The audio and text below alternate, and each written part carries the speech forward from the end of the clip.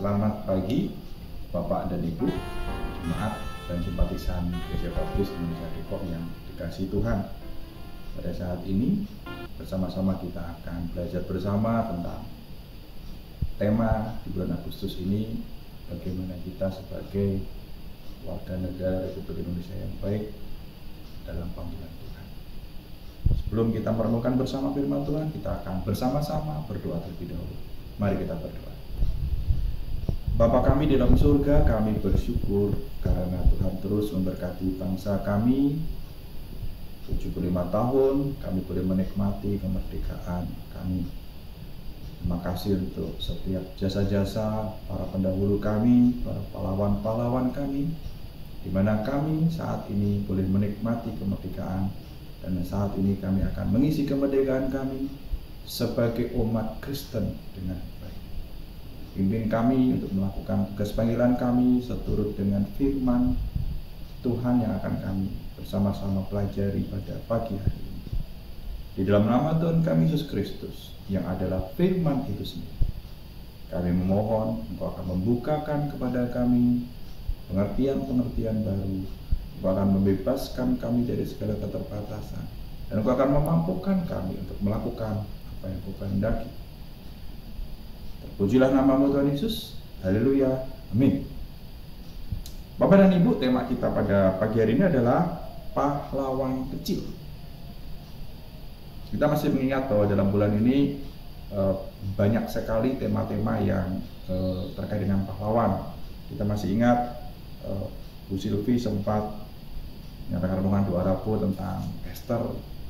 Pak Johan dalam khotbah dan renungannya juga terus menggaungkan tentang sikap kepahlawanan, apa yang harus kita pelajari dari pahlawan-pahlawan iman di firman Tuhan dari dalam Alkitab. Dan saat ini kita akan kembali mengulang, namun lebih kecil, pahlawan kecil. Siapa itu? Nanti kita akan bersama-sama belajar. Kita tentu masih mengingat tentang lagu Sekolah Minggu, judulnya Pahlawan Kecil. Aku pahlawan kecil, Yesus panglimaku, Tuhan di pihak kita, siapakah lawan kita? Biasa dijawab, tidak ada, gitu ya. Jadi ketika saya pun masih kecil, kelas inti dan pratama, masih teringat guru-guru yang begitu sibuk mengatur kami, yang begitu banyak berbaris di mimbar untuk mainkan lagu ini dengan teriakan-teriakan bekas anak kecil. Dan ketika kita besar, kita juga kembali diingatkan di pelajaran sekolah kita. Kalau dulu ada namanya pelajaran moral Pancasila, ada juga PSPB, PPKN, dan sekarang PKN. Temanya hampir sama. Bagaimana kita bisa menghargai kepahlawanan, dan juga kita dibantu untuk memunculkan sikap-sikap kepahlawanan yang kontekstual bagi kita selaku siswa ataupun pelajar. Nah, saat ini kita bersama-sama akan membuka kitab 1 Petrus pasal 5 ayat 1 sampai dengan 11. 1 Petrus pasal 5 ayat 1 sampai dengan 11. Saya akan membacakannya untuk Bapak dan Ibu sekalian. LAI memberikan judul perikop ini adalah Gembalakanlah kawanan domba Allah. Aku menasehatkan para penatua di antara kamu. Aku sebagai teman penatua dan saksi penderitaan Kristus yang juga akan mendapat bagian dalam kemuliaan yang akan dinyatakan kelak. Gembalakanlah kawanan domba Allah yang ada padamu. Jangan dengan paksa, tetapi dengan sukarela sesuai dengan kehendak Allah. Dan jangan karena mau mencari keuntungan, tetapi dengan pengabdian diri. Janganlah kamu berbuat seolah-olah kamu mau memerintah atas mereka yang dipercayakan kepadamu, tetapi hendaklah kamu menjadi teladan bagi kawanan domba itu. Maka kamu, apabila Gembala Agung datang, kamu akan menerima mahkota kemuliaan yang tidak dapat layu. Demikianlah juga kamu, hai orang-orang muda, tunduklah kepada orang-orang yang tua, dan kamu semua rendahkanlah dirimu seorang terhadap yang lain. Sebab Allah menentang orang yang congkak, tetapi mengasihani orang yang rendah hati. Karena itu rendahkanlah dirimu di bawah tangan Tuhan yang kuat, supaya kamu ditinggikannya pada waktunya. Serahkanlah segala kekhawatiranmu kepadanya, sebab Ia yang memelihara kamu. Sadarlah dan berjaga-jagalah, lawanmu si iblis berjalan keliling sama seperti singa yang mengaum-ngaum dan mencari siapa yang dapat ditelannya. Lawanlah dia dengan iman yang teguh, sebab kamu tahu bahwa semua saudaramu di seluruh dunia menanggung penderitaan yang sama. Dan Allah sumber segala kasih karunia yang telah memanggil kamu dalam Kristus kepada kemuliaan yang kekal akan melengkapi, meneguhkan, menguatkan, dan mengokohkan kamu sesudah kamu menderita seketika lamanya. Ialah yang mempunyai kuasa sampai selama-lamanya. Amin. Bapak dan Ibu, dari perikop ini kita bersama-sama akan belajar tentang pahlawan kecil. Kalau ada pahlawan, tentu ada musuhnya. Lalu siapa musuh kita? Kita baca ayat 8. Iblis adalah musuh kita, dan dia bisa memakai siapapun untuk menelan anak-anak Tuhan. Bisa berwujud seperti singa yang mengaum, atau seperti ular yang licik. Bisa juga seperti serigala yang berbulu domba. Dan untuk ketiga bentuk ini kita diingatkan untuk kita tetap dan terus berhati-hati. Salah satu kuncinya adalah kita akan mengalahkan dengan firman Tuhan. Apa saja yang kita bisa petik sikap kepahlawanan dalam perikop ini? Ada 8 poin yang bisa kita pelajari bersama. Yang pertama, untuk menjadi pahlawan kecil, melakukan bentuk pelayanan haruslah dengan sukarela dan bukan untuk mencari keuntungan sendiri. Ayat 2. Gembalakanlah kawanan domba Allah yang ada padamu, jangan dengan paksa, tetapi dengan sukarela sesuai dengan kehendak Allah. Dan jangan karena mau mencari keuntungan, tetapi dengan pengabdian diri. Tidak ada pahlawan tanpa pengorbanan. Pahlawan yang tidak mau berkorban pada hakikatnya adalah pecundang.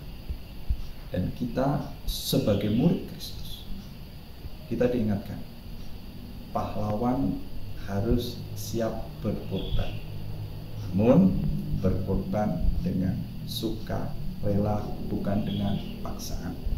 Itu yang pertama. Yang kedua, pahlawan kecil itu tidak bosi atau berlagak seperti bos, namun jadilah teladan dalam pemimpin.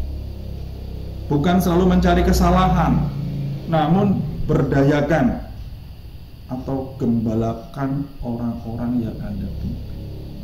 Berdayakan dalam arti tingkatkan kualitas, tingkatkan kemampuan, tingkatkan nilai atau value dari orang-orang yang kita pimpin. Ayat 3 kita pelajari bersama. Jangan kamu berbuat seolah-olah kamu mau memerintah atas mereka yang dipercayakan kepadamu, tetapi hendaklah kamu menjadi teladan bagi kawanan domba itu. Jelas sekali. Jadi Rasul Petrus mengingatkan kita, bukan untuk sekedar memimpin, tetapi menggembalakan. Menggembalakan ada tanggung jawab. Seperti tadi di poin yang pertama, ada pengorbanan. Dari situ muncul kualitas kepemimpinan, bukan sekedar bos. Yang ketiga, tidak gila hormat dan pujian dari manusia, Karena penilaian atas hasil pekerjaan kita di dunia bukan semata diberikan oleh manusia, tapi utamanya oleh Tuhan dalam wujud mahkota kemuliaannya kelak. Kita baca ayat 4. Maka kamu apabila Gembala Agung datang, kamu akan menerima mahkota kemuliaan yang tidak dapat layu. Ini misteri kekristenan. Misteri kekristenan itu adalah sesuatu yang tidak terlihat. Coba kita lihat sekarang. Kalau anak-anak sekarang menyebutnya halu, tapi dalam Kristen itulah iman.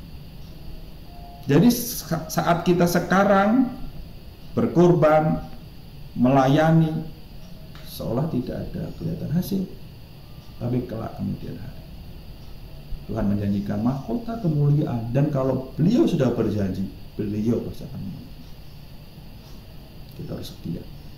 Dan bagi Bapak Ibu yang dipilih Tuhan sebagai pemimpin, bagi bapak-bapak di rumah sebagai kepala keluarga, ini adalah panggilan. Di dalam panggilan ada mahkota kemuliaan. Yang keempat, tetaplah rendah hati dan tulus dalam melakukan karya dan pelayananmu, hai pahlawan kecil. Ayat 5 dan ayat 6. Demikianlah juga kamu, hai orang-orang muda, tunduklah kepada orang-orang yang tua, dan kamu semua rendahkanlah dirimu seorang terhadap yang lain. Sebab Allah menentang orang yang congkak, tetapi mengasihani orang yang rendah hati. Karena itu, diulangi sekali lagi, rendahkanlah dirimu di bawah tangan Tuhan yang kuat, supaya kamu ditinggikannya pada waktu. Yang sudah tinggi tetap tinggi untuk merendah. Yang rendah sadar diri. Nah, inilah yang harus dilakukan oleh kita. Kita adalah pahlawan kecilnya Tuhan. Kita mungkin belum bisa mengangkat senjata. Kita tidak dalam masa atau periode kita berperang secara fisik mengalahkan musuh Republik Indonesia pada masa itu. Tetapi melalui panggilan ini kita diingatkan bahwa kita bisa menjadi pahlawan kecil, dan kitalah pahlawan kecil itu. Tidak gila hormat dan pujian dari manusia. Kita bisa membayangkan kalau kita pernah menyaksikan beberapa kali film-film atau video dokumenter tentang peperangan. Seorang prajurit yang ada adalah kepatuhan, ketertundukan kepada sebuah perintah, tugas dan misi dari pimpinannya. Tidak ada sekali menembak kemudian langsung berteriak, "Wih, kena, aku jago menembak." Nggak ada kesempatan untuk bermegah. Selesaikan tugas, tunduk pada aturan, pada sistem. Itulah sikap kepahlawanan. Yang kelima,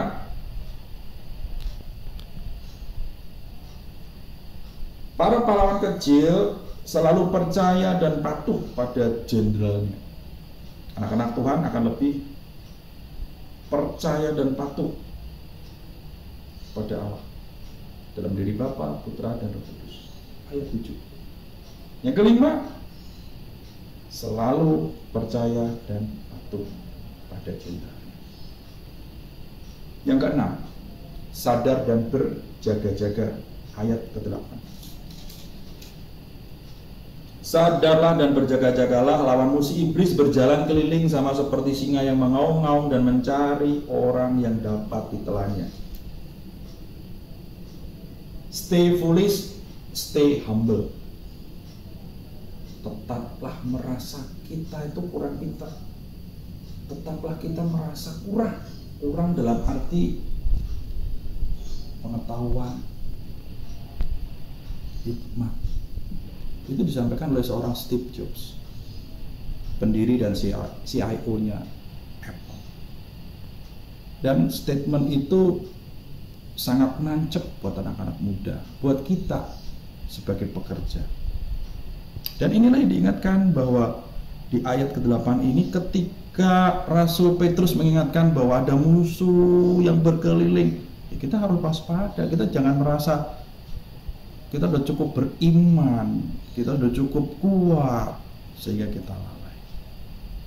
Seperti saat ini yang kita hadapi Bapak dan Ibu, dalam kondisi kita meminimalkan efek COVID-19, kita nggak boleh lengah. Pesan dari beberapa teman-teman yang bekerja sebagai tenaga medis, jangan pernah merasa aman dulu. Karena saat ini meskipun seolah-olah musuh tidak kelihatan, tapi musuh kita sekarang adalah 1000 wajah. Nah, ini mengerikan. Orang yang sehat pun bisa menjadi orang yang menularkan. Dan itu ibaratnya adalah musuh yang tidak kelihatan. Dan kembali kita diingatkan sebagai pahlawan kecil, kita harus merasa ada hal yang setiap hari harus kita pertahankan, kualitas iman kita.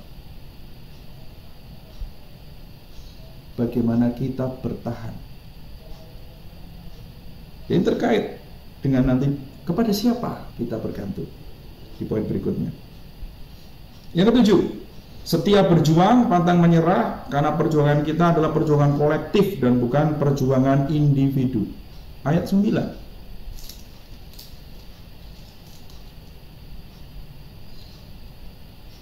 Lawanlah dia dengan iman yang teguh, sebab kamu tahu bahwa semua saudaramu di seluruh dunia menanggung penderitaan yang sama. Jadi bukan cuma kita sendiri. Sama, COVID ini bukan bicara saya yang kena, semua kena. Sehingga apapun yang terjadi, mungkin secara ekonomi berpengaruh, mungkin secara kenyamanan berpengaruh. Tetapi ketika kita melihat, ada orang lain yang mengalami hal yang sama di seluruh dunia, ada perasaan kolektif. Dan pahlawan kecil itu bukan satu. Bapak Ibu yang di rumah, anak-anak kita, saudara-saudara kita yang lain seiman, itu adalah pahlawan kecil. Jadi kita ada begitu banyak teman-teman, rekan-rekan seperjuangan sesama pahlawan kecil. Dan yang terakhir, yang ke-8, apabila kekurangan logistik dan amunisi, mari datang pada sumbernya. Seringkali dalam sebuah peperangan dikabarkan bahwa batalion A, kompi B terdesak oleh musuh, dan saat ini dalam kondisi kekurangan logistik dan amunisi. Nah, kepada siapa batalion tersebut, kompi tersebut memohon pertolongan? Tentu dengan pusat atau markas besar terdekatnya. Dan kita juga diingatkan dalam analogi tersebut, mari datang kepada sumbernya, ayat ke-10. Dan Allah, sumber segala kasih karunia yang telah memanggil kamu dalam Kristus kepada kemuliaan yang kekal, akan melengkapi, meneguhkan, menguatkan, mengokohkan kamu sesudah kamu menderita seketika lamanya. Sumber kita lengkap, memberikan amunisi, logistik yang lengkap buat kita. Dan memang godaannya Bapak dan Ibu, ketika kita menghadapi pergumulan, ketika kita menghadapi permasalahan, kebenaran ini dikaburkan oleh iblis. Seolah-olah seakan-akan Allah itu tidak ada. Seolah Allah itu diam saja, tidak memberikan perhatian dan kepedulian kepada kita. Seolah-olah Allah lupa pada janjinya sendiri. Namun kita diingatkan sebagai pahlawan kecil, ini justru yang terutama. Kepada siapa sumber yang punya misi terhadap perjuangan ini? Siapa? Bos kita siapa? Jangan kita berjuang untuk kepentingan diri kita sendiri. Ingat, ketika kita berjuang untuk misinya Tuhan, Beliau bertanggung jawab. Beliau akan mencukupkan, meneguhkan, menguatkan kita, dan bahkan memberikan kemenangan kepada kita untuk kita dapat mahkota kemuliaan. Dan pada akhirnya Bapak dan Ibu, untuk menjadi pahlawan kecil, ada 4 poin yang mari kita bersama-sama ingat kembali. Kalau tadi 8 itu perinciannya, setelah 8 kita summarize, kita ringkas. Yang pertama, tidak ada pahlawan dan sejarah positif suatu masyarakat atau bangsa tanpa adanya pengorbanan. Mulailah dari yang sederhana. Berkorban, melatih diri untuk berkorban. Ngalah. Mau antri, itu sudah mental untuk mau berkorban mengalahkan diri kita sendiri. Lawan capek, lawan kebosanan, hadapi masalah sampai tuntas. Ini yang sikap yang pertama. Tidak ada pahlawan dan sejarah positif suatu masyarakat atau bangsa tanpa adanya pengorbanan. Yang kedua, seorang pahlawan sejatinya sering diminta untuk lebih banyak berkorban daripada orang lain pada umumnya. Jadi siapa dalam komunitas kita yang kepada beliau kita sering memohon pertolongan, kepada siapa kita bertanya, kepada siapa kita memohon support secara persaudaraan, kekeluargaan. Dan kalau itu adalah Bapak dan Ibu yang ada di rumah, Bapak dan Ibu adalah pahlawan kecil yang ditunjuk oleh Allah. Dan kita akan mendoakan, kami akan mendoakan, karena pemilihan tersebut bukan karena hebat kita. Dan teruslah berjuang. Yang ketiga, untuk menjadi seorang pahlawan, kita harus tetap berkorban. Supaya apa? Supaya tetap sadar pada panggilan kita sebagai seorang pemimpin sekaligus pelayan. Jadi ketika ada beban di mana kita harus berkorban, ada penderitaan di mana kita berkorban, itu memang harus ada. Dalam konteks sebagai pahlawan itu harus ada. Karena itu akan mengingatkan panggilan kita. Justru itulah energi baterai yang menggerakkan itu. Yang keempat, semakin tinggi tingkat kepemimpinan, semakin besar tingkat pengorbanan. Selamat berjuang bagi para pemimpin kami di Gereja Baptis Indonesia Depok. Selamat berjuang bagi pahlawan-pahlawan kecil yang adalah bapak-bapak kepala keluarga yang ada di rumah. Selamat melayani bagi ibu-ibu sebagai pendamping yang pahlawan yang tidak kelihatan. Dan juga bagi anak-anak, bagi adik-adik, bagi rekan-rekan kaum muda. Diingatkan dalam perikop ini bahwa Anda juga pahlawan-pahlawan kecil. Dan kiranya ketika kita sadar apa tugas tanggung jawab kita akan maju bersama-sama, saling menguatkan, dan ingat, Tuhanlah sumber kekuatan.